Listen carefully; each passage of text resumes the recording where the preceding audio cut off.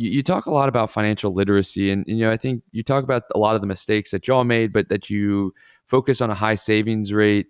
Where do you think, from your perspective, financial literacy is today? And where do we need to get financial literacy, right? Because everybody's trying to solve for making people more financially literate, but what do you see as the path to that? So let's start where we are today, and then let's draw out that path to where we need to be in the future in your mind.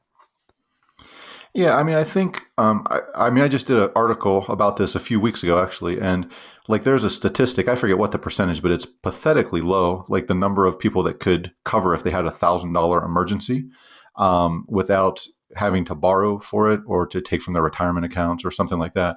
Um, and then, like, you look at where people are at retirement age. I believe the statistic was something like outside of their house value, something like $50,000 or $60,000 at retirement age. And so I think, like, where the big thing goes is, I think a lot of the time it's framed as like saving is sacrifice. And we never looked at it that way. We looked at it as saving was like an opportunity to do something totally different with our life. And I really think you need that reframe. And then I also think, like, you hear over and over and over, you hear the same advice, which is, try to save 10% of your income. And in that blog post I wrote, I mean, I kind of broke it down. If you do that, if you save 10%, then by definition, you're spending 90%. So at the end of 1 month, you only have, 1/9 of 1 month saved, and it takes you 9 months to save 1 month of your expenses.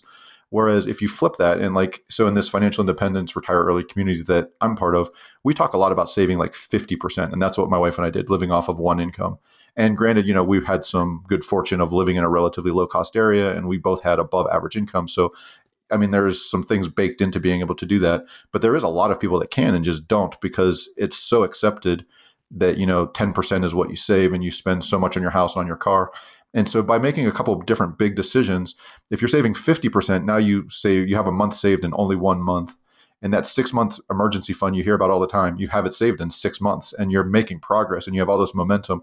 Whereas if you're saving that 10%, I think I did the math and it was like 4.5 years to get 6 months saved before you're actually putting stuff into an investment account. That's just to try to get your savings built up. And that's assuming you don't have an emergency in there, that you would need an emergency fund for. So it's just a radically different approach. And it starts, I think, psychologically, but there's also tactical things to it that are important, that are very different than what most people do.